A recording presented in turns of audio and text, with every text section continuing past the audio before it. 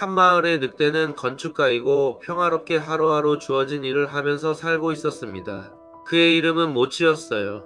모치는 이웃들에게 성실함의 대명사로 불릴 만큼 매사 최선을 다하는 프리랜서 건축가였죠.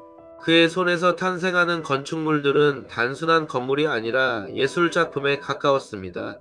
그의 실력은 감히 건축 금손이라 칭해도 부족함이 없을 정도였으니까요. 따사로운 햇살 아래 그의 작은 작업실에서는 늘 행복한 땀방울이 흘러넘쳤습니다. 그러나 모찌의 평화로운 일상은 그리 오래가지 못했습니다. 그의 눈앞에 불현듯 나타난 것은 이 지역의 부동산 시장을 쥐락펴락하는 큰손이자 악랄한 갑질의 대명사로 악명 높은 돼지 삼형제였습니다. 그들의 등장과 함께 마을의 분위기는 물론 모찌의 운명 또한 거대한 파도에 휩쓸리기 시작했습니다. 삼형제 중 첫째 돼지가 잔뜩 여유로운 표정을 지으며 마치 세상을 다 가진 듯한 오만한 태도로 모찌에게 말을 걸었습니다. 야, 모찌야, 내가 가장 튼튼하고 예술적인 집을 지어주면 평생 먹고 살 식량? 어마어마한 양으로 평생 걱정 없이 살 수 있는 식량을 주지. 우리 돼지. 삼형제가 이 넓은 마을에서 가장 멋지고 화려하게 살 수 있는 집을 지어줘. 이 달콤하고 현혹적인 제안에 세상 물정 모르고 순진했던 모찌는 아무런 의심 없이 돼지의 말을 받아들이기로 했습니다. 여러분, 이게 바로 자본가들의 함정입니다. 겉으로는 매력적으로 포장되었지만 그 속에는 잔혹한 착취의 덫이 도사리고 있었죠. 계약서 한 장 없이 변변한 약속 문구 하나 없이 단지 구두로 모든 것을 약속한 그 순간 모찌는 이미 이살벌하고 냉정한 노동 착취 서바이벌의 가장 약한 참가자가 되어버린 겁니다. 그의 손에는 연장만 들려 있었을 뿐 자신을 보호할 최소한의 법적 장치조차 없었습니다. 세상 물정 모르는 순진한 모찌는 그저 자신의 성실함과 기술력만 믿고 돼지들의 제안이 공정하다고 생각했을 뿐이죠. 과연 이 잔혹한 서바이벌의 끝은 어디일까요? 모찌의 고난과 시련은 이제 막 시작된 것에 불과했습니다. 그의 앞날에는 예측 불허의 어둠이 드리워져 있었습니다. 모찌는 3개월이라는 길고도 긴 시간 동안 아무런 불평불만 없이 묵묵히 그리고 누구보다 성실하게 고생하며 열심히 집을 지었습니다. 이 과정은 마치 모찌의 젊음과 영혼 그리고 모든 열정을 갈아넣는 듯한 혹독한 시간이었습니다. 그의 손끝 하나하나에는 정성과 장인 정신이 깃들어 있었죠. 그러나 돼지 삼형제의 요구는 가히 상상을 초월하는 수준이었습니다. 첫째 돼지는 감성과 힙함을 외치며 햇살이 가장 잘 드는 위치에 유기농 볕단을 엮어 만든 비건 하우스를 요구했어요. 그것도 모자라 이 정도는 돼야 인스타 감성이지. 사진발 잘 받는 각도로 지어달라고 라며 온갖 까다롭고 신미적인 요구들을 쏟아냈습니다. 그의 변덕스러운 요구는 매일같이 이어졌고 모찌는 그런 요구들을 하나하나 맞춰가야 했습니다. 둘째 돼지는 친환경과 웰빙을 강조하며 북유럽 스타일의 친환경 원목, 스칸디나비아 스타일 주택을 고집했습니다. 심지어 공사 중간에 디자인을 무려 10번이나 바꾸는 만행을 저질렀습니다.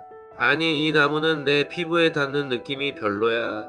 좀 더 부드럽고 고급스러운 질감의 원목으로 바꿔줘.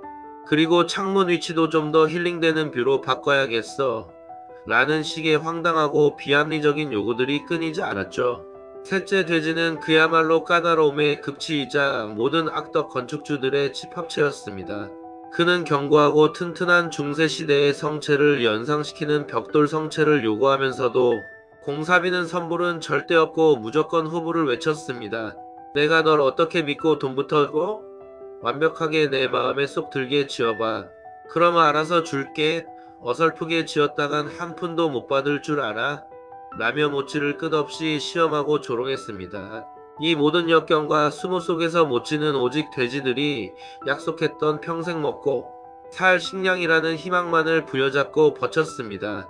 그의 마음속에는 언젠가 정당한 대가를 받을 수 있을 거라는 순진한 믿음만이 가득했습니다. 하지만 이 모든 과정은 돼지들이 모찌의 체력과 영혼을 쥐어짜는 단혹하고 교활한 그리고 철저히 계획된 테스트였던 겁니다. 모찌는 이 끔찍한 사실을 꿈에도 알지 못한 채 자신의 모든 것을 바쳐 일하고 또 일했습니다. 과연 모찌는 이 지옥 같은 시험을 통과하고 정당한 대가를 받을 수 있을까요?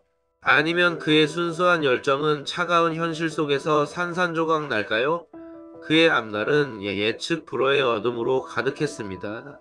그의 손에는 굳은 살이 박히고 몸은 피폐해져 갔지만 그의 눈빛 속에는 아직 희망의 불씨가 꺼지지 않고 있었습니다. 드디어 대망의 공사가 끝났습니다. 모치는 지친 몸을 이끌고 마지막 벽돌을 쌓아 올렸습니다. 그의 손에서 탄생한 세 채의 집은 각각 돼지, 삼형제의 까다로운 요구사항을 완벽하게 충족시키는 견고하고 아름다운 건축물이었습니다. 모치는 이제 약속된 식량을 받을 수 있을 것이라는 희망에 부풀어 있었습니다. 그러나 돼지들의 먹튀 작전은 완벽하고 잔인하게 성공했습니다. 공사가 끝나자마자 돼지들은 모치에게 약속했던 식량을 주기는커녕 철벽 같았던 셋째 돼지의 벽돌집 문을 쾅 하고 거칠게 걸어 잠가버렸습니다. 그리고 문틈 사이로 들려오는 짧고 뻔뻔하며 비열하기 짝이 없는 한마디. 나오지 않았어. 집은 튼튼했어. 이 단 몇 마디 안 되는 그 글자가 모찌의 지난 3개월간의 피와 땀, 그의 젊음과 노력, 그리고 그의 모든 노동력을 짓밟는 자본의 폭력을 상징하는 잔인한 비수였습니다. 이 대사는 단순한 문장이 아니라 불공정한 세상의 민낯을 드러내는 절규와도 같았습니다. 그 순간 모찌는 마치 머리를 망치로 얻어맞은 듯한 충격을 받으며 그제야 깨닫습니다. 자신이 이 가혹하고 냉혹한 노동 착취 서바이벌의 최종 희생양이 되었음을요. 그의 가슴 속에는 배신감과 함께 깊은 절망감 그리고 형언할 수 없는 분노가 격렬하게 치밀어 올랐습니다. 육체적인 배고픔보다 더 크게 다가온 것은 바로 자신의 존재와 존엄성이 철저하게 훼손되었다는 치욕감이었습니다. 이제 나는 더 이상 못 참겠어. 내 정당한 대가를 내놔. 그의 외침은 너무나도 정당하고 당연한 요구였지만 돼지들에게는 그저 귀찮고 시끄러운 그리고 무시해도 되는 소음일 뿐이었습니다. 심지어 돼지들이 던진 다음 한마디는 이 잔혹한 서바이벌 쇼의 충격적인 클라이맥스였습니다. 난 돈이 많아. 책도 만들 거야. 모찌는 이 말을 듣고 그 자리에 주저앉아 할 말을 잃고 말았습니다.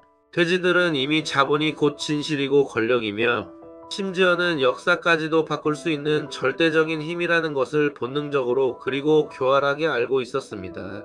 그들은 모찌를 영원히 침묵시키기 위해, 아니 한 발 더 나아가 진실을 완전히 왜곡하고 역사를 자신들의 입맛에 맞게 조작하는 대담하고 악랄한 프로젝트에 즉시 착수합니다. 이름하여 돼지 삼형제 출판사를 설립하고 자신들의 비위를 맞추는 내용으로 가득 찬 베스트셀러 동화를 제작하는 작전을 펼친 겁니다. 이것은 단순한 이야기가 아닙니다. 바로 현대 사회의 비극적인 단면을 보여주는 가짜 뉴스. 대전의 화려하고도 위험한 서막이었습니다. 돼지들이 만든 책의 내용은 정말 상상을 초월할 정도로 철저하게 모찌의 잘못된 모습으로, 그리고 돼지들 자신은 순진무구한 피해자인 양 교묘하게 그려져 있었습니다. 성실하게 집을 지은 순진한 돼지들과 그들을 등쳐먹으려 탐욕에 눈먼 흉악한 늑대라는 단순하고 편파적인 구도로 진실을 완전히 뒤집어 버립니다. 모찌가 정당한 식량을 요구하며 절규했던 모습은 탐욕 때문에 순진한 돼지들의 집을 부수려 했던 늑대의 난동으로 잔인하게 조작되었습니다. 늑대의 정당하고 합법적인 권리 요구가 한순간에 악당의 테러 행위로 둔갑해 버린 겁니다. 이 얼마나 무섭고 파렴치한 현실, 왜곡입니까? 사람들은 과연 이 조작된 이야기에 무비판적으로 속아 넘어갈까요? 이 동화책은 단순히 아이들을 위한 이야기가 아니라 진실을 은폐하고 여론을 조작하려는 돼지들의 교활한 술책의 도구였습니다. 돼지들의 착한 이미지 마케팅은 여기서 멈추지 않았습니다. 그들은 자신들이 만든 가짜 동화를 바탕으로 대중의 인식을 더욱더 교묘하고 치밀하게 조작하기 시작했습니다. 그들의 목표는 단순한 이미지 개선을 넘어 완전한 선한 이미지의 아이콘이 되는 것이었습니다. 첫째 돼지는 친환경 볕단집을 앞세워 비건 인플루언서로 둔갑하여 엄청난 인기를 얻었습니다. 그의 인스타그램과 유튜브 채널에는 자연과 함께하는 힐링 라이프, 저와 함께 지속 가능한 내일을 만들어가요 라는 감성적인 문구와 함께 건강하고 행복한 돼지의 모습이 가득했습니다. 수많은 팔로워들은 그의 말 한마디, 행동 하나하나에 열광하며 찬사를 아끼지 않았습니다. 둘째 돼지는 원목집을 배경으로 힐링 앤 재테크 강연가로 완벽하게 변신하여 전국을 돌며 강연을 펼쳤습니다. 이 나무처럼 튼튼한 재테크 여러분의 자산도 숲처럼 울창하게 성장할 수 있습니다. 라며 사람들에게 희망을 파는 사기꾼이 되어갔습니다. 그의 강연장에는 늘 수많은 인파가 몰렸고 그는 사람들의 꿈과 욕망을 자극하며 자신들의 부를 더욱더 불려나갔습니다. 셋째 돼지는 견고하고 튼튼한 벽돌집을 내세워 안전제일 건설회사 CEO라는 거창한 타이틀을 따냈습니다. 저희 회사는 오직 안전과 신뢰 그리고 고객의 만족을 최우선으로 합니다. 돼지건설과 함께라면 당신의 꿈의 집은 현실이 됩니다. 라며 기업 이미지를 세탁했습니다. 그의 회사는 불티나게 성장했고 그는 마을에 존경받는 기업가로 군림했습니다.